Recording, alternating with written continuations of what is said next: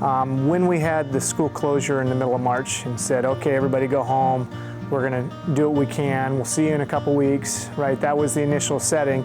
And so people went home. They didn't go home thinking they were going to be home for a long time.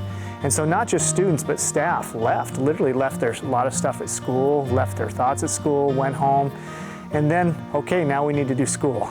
To be honest, I was very anxious over summer. My concern was how I'm going to connect with my students through a screen. There are many challenges because this is a new format for everyone, and not only for the teachers, but also for the students and the families and the community in general. I've always been someone where school doesn't come naturally to me, and so I do have to work harder and I do have to go through more things than some other students. I've always enjoyed being able to separate my home from school, and the fact that I can't do that this year, now it's like I don't want to be home ever because now it's like my work, it's like my school, it's everything. What makes it harder is like having my own space because I have siblings and we have like a small space in the house. So everyone needs a table to write on things, and my brother is on the class, and I'm in class, and with the teacher's hearing what my brother's saying, and his teacher is hearing what I'm saying. And it's really hard to communicate with the teachers because of internet connections, and anything like with internet problems, it was just really hard. It was really hard to go on time in class because I would be doing other things at home, so it's hard to do both at the same time. So many of my friends are like falling so behind because it really isn't school. It's just like I can deal with it, but I know that most other people they really don't like not being able to have a teacher 5 feet away from you, not being able to have all of the resources that the school has, like a printer and things like that. It's a lot more isolating because it doesn't feel like the resources that were once available are still available. I know for everyone, the lack of social interaction among our peers, I think we didn't really know how much we needed that to just be at school with other people.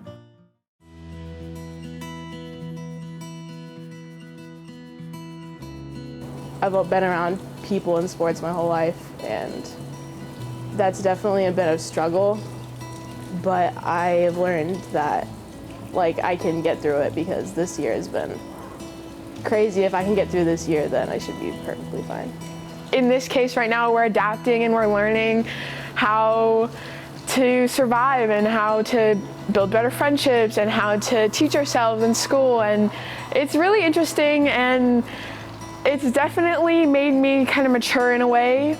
Well, I'm a little bit lucky considering I've just adapted to it really well. There's always that opportunity to connect with your teachers, get help when you need it.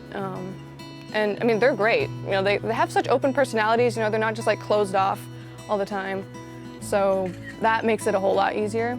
I'm one of the rare people who actually benefited from the all online this year. I had not so great grades, and this year I really just did my best and tried to keep it in stride, and I was able to graduate early and go to college. So when I'm at home in my room, I'm in my element. I could get things done fast. I understand if I need help, I always have help right there, like my mom.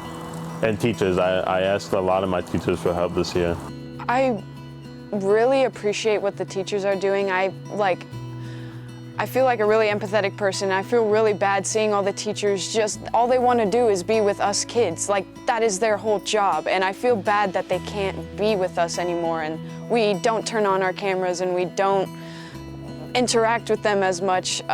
So I just want to thank the teachers, and I love every single teacher at College Hill. You guys are so helpful. It really means a lot having someone in your life that cares about you and knowing that they're not there just because they have to be. I would say specifically Justin Volker is one of those people. He reaches out to me on a weekly basis. We see each other every week, and he pushes me, I would say, on and off the field, if you know what I mean. He really, he does a good job, and the school, they do it too. It's an all-around thing. Mr. Boring, he's been great for me. He's always helped me, and even when I was the kid who was getting in trouble in class, he still had a special place in his heart for me, so I'm very thankful for that. During this whole time, it's not gonna get worse. It's still gonna get better. You just have to think positive. That's my motto, is think positive, and then another thing is stay focused and stay strong. That's what my grandpa always says. I talk to a lot of staff, and it is very hard. They miss the students. They miss the kids. They miss the families. So, and it's awkward, and not everybody handles it the same. Not everybody's great about it. I mean, that includes students, staff, and parents, and administrators. We have our moments where, you know, we might lose it, but the bottom line is I just want people to know that, yeah, the students are struggling, and it's hard, but they're soldiering through, and the staff are too. My students are the ones who inspire me to get up every morning, just to go and connect with them via Zoom. And I don't know what surprises are expecting me each day. And I know I have a lot of feelings, like glad to see them, and I see on their faces they're all glad to see each other too.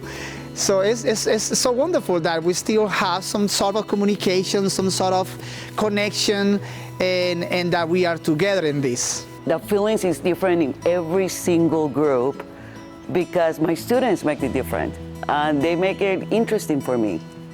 And they're the ones why I'm still doing this and waking up with a smile every day. I think that the fact that teachers and people that are involved in the community had a better sense of what the needs are for these families is a great asset. So the fact that donors are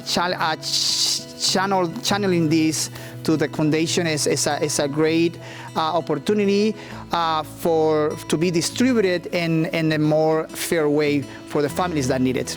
So when you have a foundation that can do that, then people see what this foundation's doing. They go, oh, that's something I can get behind and I can support.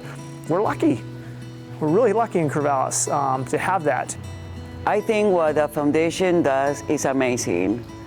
You know, helping families in need, students in need during these times where a lot of my students, because I know of this, because they talk to me, their parents, they have lost their jobs, they don't have a house where to live in, and getting all this help, at least you know I have something to eat. Like there's no words to describe that. I'm from Costa Rica originally, and never seen something like this before. I think it's great that they don't only help them with food, supplies, but with technology, like trying to reach the students. It's just, there are no words to describe the work that they do for our students and our community.